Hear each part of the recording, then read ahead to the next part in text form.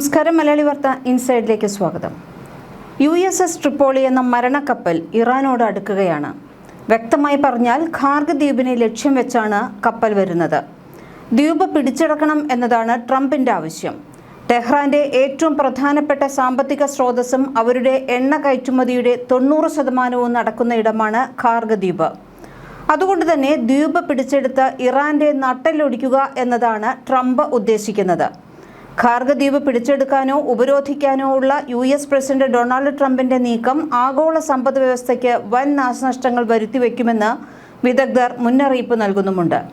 എന്നാൽ അമേരിക്കയുടെ ഈ നീക്കത്തെ വെല്ലുവിളിച്ചുകൊണ്ട് ഇറാൻ വിപ്ലവ ഗാർഡും രംഗത്തെത്തിയിട്ടുണ്ട്. തങ്ങളുടെ അതിർത്തി ലംഘിക്കാൻ ശ്രമിച്ചാൽ പശ്ചിമേഷ്യ അമേരിക്കൻ സൈന്യത്തിന്റെ ശ്മശാനമായി മാറുമെന്ന ഇറാൻ മുന്നറിയിപ്പ് നൽകിയിരിക്കുകയാണ്. ഡ്രോണുകളും മിസൈലുകളും ഉപയോഗിച്ച് തങ്ങൾ ഇതിനെ പ്രതിരോധിക്കുമെന്നും അവർ വ്യക്തമാക്കി. എന്നാൽ അത്തരമൊരു പ്രവർത്തനം US സൈനികർക്ക് ഗുരുതരമായ അപകട സാധ്യതകൾ സൃഷ്ടിക്കുമെന്ന് പറഞ്ഞിട്ടുണ്ട്. ലോകത്തിലെ എണ്ണയുടെയും പ്രകൃതിവാതകത്തിന്റെയും 20% കടന്നുപോകുന്ന ഹോർമുസ് കടലിടുക്ക് വീണ്ടും തുറക്കാൻ ഇറാനെ പ്രേരിപ്പിക്കുന്നതിനുള്ള വിലപേശലായും ഈ ദ്വീപ് പിടിച്ചെടുക്കലിനെ ട്രംപ് ഉപയോഗിച്ചേക്കാം. ഹോർമുസിലെ പ്രശ്നം പരിഹരിക്കേണ്ടത് ആ പാത ഉപയോഗിക്കുന്ന രാജ്യങ്ങളാണെന്നും അവർ ആവശ്യപ്പെട്ടാൽ മാത്രം പിന്തുണയ്ക്കാമെന്നുമായിരുന്നു ട്രംപ് ആദ്യം പറഞ്ഞിരുന്നത്. എന്നാൽ ഇന്നലെ ട്രംപ് നിലപാട് മാറ്റി. 48 മണിക്കൂറിനകം ഹോർമുസ് തുറക്കാൻ തയ്യാറായില്ലെങ്കിൽ ഇറാന്റെ ഊർജ്ജ പ്ലാന്റുകൾ തിരഞ്ഞുപിടിച്ച് ആക്രമിക്കുമെന്ന് ട്രംപ് ഭീഷണി മുഴക്കി. ആ 48 മണിക്കൂർ ഇന്ന് അർദ്ധരാത്രിയോടെ തീരും. അതേസമയം ഇറാന്റെ ഊർജ്ജ സ്രോതസ്സിൽ എങ്ങാനും തൊട്ടാൽ ഗൾഫ് മേഖലയിൽ US-നുള്ള ഊർജം, കുടിവെള്ള ശുദ്ധീകരണം എന്നിവ ഉൾപ്പെടെയുള്ള പദ്ധതികളെല്ലാം തന്നെ തകർക്കുമെന്ന് ഇറാനും തിരിച്ചടിച്ചു.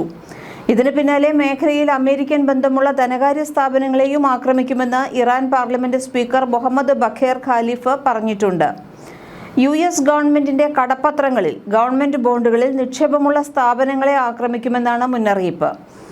ഇറാൻകാരുടെ ചോരയിൽ നനഞ്ഞതാണ് അമേരിക്കൻ ബോണ്ടുകൾ. അത് മേടിച്ചാൽ നിങ്ങൾ നിങ്ങളുടെ ഓഫീസിലേക്ക് ആക്രമണമാണ് വിളിച്ചു വരുത്തുന്നത് എന്നാണ് ഖാലിബഫ് പറയുന്നത്. തിങ്കളാഴ്ച അർദ്ധരാത്രി വരെയാണ് ട്രംപ് ഇറാന് സമയം നൽകിയിരിക്കുന്നത്. ഇതേ തുടർന്ന് ബ്രിട്ടീഷ് പ്രധാനമന്ത്രി കീർ സ്റ്റാമർ ട്രംപുമായി ഫോണിൽ സംസാരിച്ചിരുന്നു. കടലിടുക്ക് തുറക്കേണ്ടതിന്റെ ആവശ്യകത ചർച്ച ചെയ്യുകയും ചെയ്തു. എന്നാൽ ഇറാന്റെ ശത്രുക്കൾ ഒഴികെയുള്ളവർക്ക് കടലിടുക്ക് തുറന്നിട്ടുണ്ടെന്നാണ് ഇറാൻ പ്രതിനിധി അലി മൊസവി അവകാശപ്പെടുന്നത്. അതിന് ഇന്ത്യയുടെ ഉദാഹരണവും ചൂണ്ടിക്കാണിച്ചു.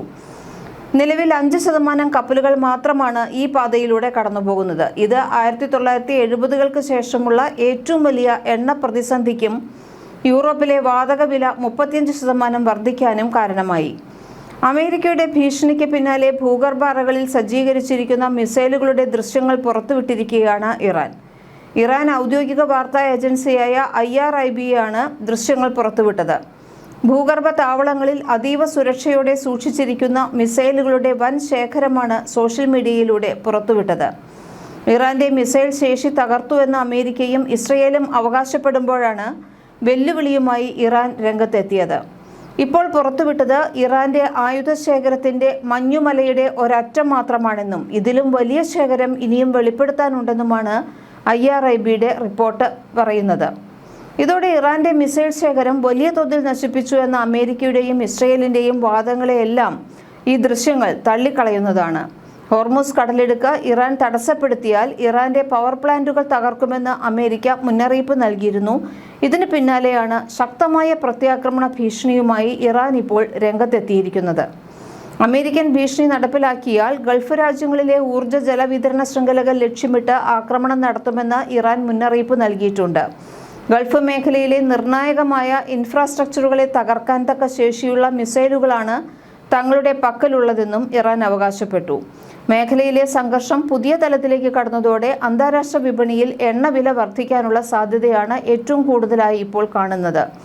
ഇതിനോടൊപ്പം തന്നെ ഇറാൻ ഹോർമുസ് കടലിടുക്ക് വഴി യാത്ര ചെയ്യുന്ന കപ്പലുകളിൽ നിന്ന് വൻ തുക ടോൾ ഈടാക്കാൻ തീരുമാനിച്ചിട്ടുണ്ട്.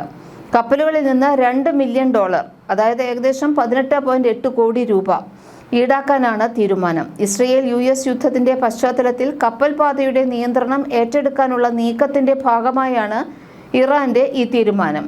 ടോൾ ഇതിനോടകം നടപ്പാക്കി തുടങ്ങിയെന്നാണ് വിവരം. ഹോർമുസ് കടലിടുക്ക് നിയന്ത്രിക്കുന്നതിന്റെ ഭാഗമായി ഇറാൻ കൈക്കൊള്ളുന്ന നിർണായക തീരുമാനമാണ് ഇത്. നേരത്തെ വൈദ്യുത നിലയങ്ങൾ തകർത്താൽ അമേരിക്കയുടെയും സഖ്യകക്ഷികളുടെയും കുടിവെള്ളം മുട്ടിക്കും എന്ന് ഇറാൻ ഗൾഫ് രാജ്യങ്ങളെ ഭീഷണിപ്പെടുത്തിയിരുന്നു.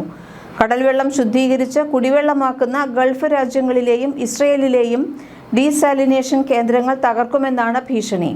ഹോർമുസ് കടലിടുക്ക് വഴിയുള്ള കപ്പൽ ഗതാഗതം തടസ്സപ്പെടുന്നത് ആഗോള സമ്പദ്വ്യവസ്ഥയെ ബാധിക്കുന്ന ഒന്നാണ്. അമേരിക്കയുടെ നീക്കങ്ങളെ പ്രതിരോധിക്കാൻ മിസൈൽ സജ്ജമാണെന്ന ഇറാന്റെ പ്രഖ്യാപനം ഗൾഫ് മേഖലയെ അതീവ ജാഗ്രതയിലാക്കിയിട്ടുണ്ട്. വരും ദിവസങ്ങളിൽ അന്താരാഷ്ട്ര തലത്തിൽ നയതന്ത്ര ചർച്ചകൾ ഊർജിതമായേക്കും. ഹോർമുസ് കടലിടുക്കിലെ ഉപരോധം ആഗോള സമ്പദ്വ്യവസ്ഥയെ കനത്ത പ്രതിസന്ധിയിലാക്കിയിട്ടുണ്ട്. ലോകത്തിലെ എണ്ണ വ്യാപാരത്തിന്റെ 20% കടന്നുപോകുന്ന ഈ പാത അടഞ്ഞതോടെ അന്താരാഷ്ട്ര വിപണിയിൽ എണ്ണവില 50% വർദ്ധിച്ചു. ബാരലിന് $100 മുകളിലെത്തിയ വില ഇനിയും ഇരട്ടിയാകാൻ സാധ്യതയുണ്ടെന്നാണ് സാമ്പത്തിക വിദഗ്ധരുടെ വിലയിരുത്തൽ. ഇസ്രയേലിലെ ഡിമോണ ആണവ നിലയത്തിന് സമീപം ഇറാൻ നടത്തിയ മിസൈൽ ആക്രമണമാണ് നിലവിലെ സംഘർഷം രൂക്ഷമാക്കിയത്. ആക്രമണത്തിൽ 70 കുട്ടികളടക്കം 160ഓളം പേർക്ക് പരിക്കേറ്റിരുന്നു. ഇറാന്റെ ആണവ കേന്ദ്രമായ നടാൻസിനു നേരെ ഇസ്രയേൽ നടത്തിയ ആക്രമണത്തിനുള്ള തിരിച്ചടിയായിരുന്നു ഡിമോണയിൽ ഉണ്ടായത്. ഇസ്രയേലിനെ ലക്ഷ്യം വെച്ച് ഇറാൻ ഇതുവരെ 400ഓളം ബാലിസ്റ്റിക് മിസൈലുകളാണ് പ്രയോഗിച്ചത് എന്നാണ് കണക്കുകൾ. ലോകം ഒരു ആണവ ദുരന്തത്തിന്റെ മുനമ്പിലാണെന്ന് ലോകാരോഗ്യ സംഘടന ഇതോടെ മുന്നറിയിപ്പ് നൽകി. ഇരുവിഭാഗവും സംയമനം പാലിക്കണമെന്നും ആണവ നിലയങ്ങളെ ലക്ഷ്യം വയ്ക്കുന്നതിൽ നിന്ന് പിന്തിരിയണമെന്നും director general Tedros Adhanom Ghebreyesus അഭ്യർത്ഥിച്ചു. യുദ്ധം 4ാം വാരത്തിലേക്ക് കടക്കുമ്പോൾ സാഹചര്യം നിയന്ത്രണാതീതമാകുകയാണെന്നും അദ്ദേഹം പറഞ്ഞു. ഇറാന്റെ ഉന്നത നേതാക്കളെയും സൈനിക കേന്ദ്രങ്ങളെയും ലക്ഷ്യം വെച്ചുള്ള ആക്രമണം ഇനിയും തുടരുമെന്ന് ഇസ്രയേൽ പ്രധാനമന്ത്രി ബെഞ്ചമിൻ നെതന്യാഹു വ്യക്തമാക്കിയിട്ടുണ്ട്. ഇറാന്റെ റവല്യൂഷണറി ഗാർഡിനെ കുറ്റവാളികളുടെ സംഘം എന്ന് വിശേഷിപ്പിച്ച അദ്ദേഹം അവരുടെ സാമ്പത്തിക സ്രോതസ്സുകളെ ഇല്ലാതാക്കുമെന്ന് പ്രഖ്യാപിച്ചു. ഇസ്രയേൽ സൈന്യം നിലവിൽ പകുതി ലക്ഷ്യം മാത്രമാണ് പൂർത്തിയാക്കിയിട്ടുള്ളതെന്നും ആക്രമണം ഇനിയും ആഴ്ചകളോളം നീളുമെന്നും സൈനിക മേധാവി എയർ സാമിർ പറഞ്ഞു. എന്തായാലും ഇപ്പോൾ ട്രംപും ആകെ ഒരു പെട്ട അവസ്ഥയിൽ തന്നെയാണ്. കാരണം തുടങ്ങിയ യുദ്ധം എങ്ങനെ അവസാനിപ്പിക്കണം എന്നറിയാതെ ട്രംപ് ഇപ്പോൾ കുഴങ്ങിയിരിക്കുകയാണ്. അമേരിക്കയിൽ നിന്ന് പോലും യുദ്ധം നീളുന്നതിനെതിരെ ശബ്ദമുയരുന്നു. യുദ്ധത്തിനില്ലെന്ന് ബ്രിട്ടൻ പറഞ്ഞിരുന്നുവെങ്കിലും ഇപ്പോൾ അമേരിക്കയ്ക്ക് തങ്ങളുടെ സൈനിക താവളങ്ങൾ ഉപയോഗിക്കാൻ അനുമതി നൽകിയിരിക്കുകയാണ് ബ്രിട്ടൻ. ബ്രിട്ടീഷ് ജനതയിൽ ഭൂരിഭാഗവും ഇസ്രയേൽ അമേരിക്കൻ യുദ്ധ താൽപ്പര്യങ്ങളെ പിന്തുണയ്ക്കുന്നവരല്ല. അതുകൊണ്ട് തന്നെ ബ്രിട്ടനും സ്വന്തം രാജ്യത്തു നിന്നും തന്നെ എതിർപ്പുകൾ ഉണ്ട്. സ്വന്തം ജനതയുടെ വികാരം മാനിക്കാതെ അമേരിക്കയെ സഹായിക്കുന്ന പ്രധാനമന്ത്രി കീർ സ്റ്റാമറുടെ നിലപാട് ബ്രിട്ടീഷ് പൗരന്മാരുടെ ജീവൻ അപകടത്തിലാക്കുന്നതാണെന്ന് അരാക്ചിയും കുറ്റപ്പെടുത്തി. സ്വയം പ്രതിരോധത്തിനായി ഏതു മാർഗവും സ്വീകരിക്കാൻ ഇറാൻ അവകാശമുണ്ടെന്ന് ഇറാൻ പ്രതിരോധ മന്ത്രാലയം വ്യക്തമാക്കിയിട്ടുണ്ട്. യുദ്ധത്തിൽ വിജയിച്ചു എന്ന അമേരിക്കൻ അവകാശവാദങ്ങളെയെല്ലാം ഇറാൻ വിദേശകാര്യമന്ത്രി പരിഹസിക്കുകയാണ്.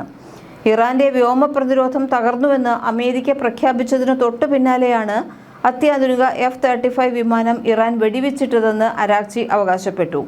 ഇതുകൂടാതെ ഇറാന്റെ നാവികസേന തകർന്നു എന്ന് പറഞ്ഞതിന് പിന്നാലെ USS Gerald Ford, Abraham Lincoln എന്നീ യുദ്ധക്കപ്പലുകൾക്ക് പിന്തിരിയേണ്ടി വന്നതും അദ്ദേഹം ചൂണ്ടിക്കാട്ടി. എന്തായാലും 4ാം ആഴ്ച തുടങ്ങിയെങ്കിലും ഇപ്പോഴും യുദ്ധം ഒട്ടും കുറവില്ലാതെ തന്നെ മുന്നോട്ട് കൊണ്ടുപോകുന്നു.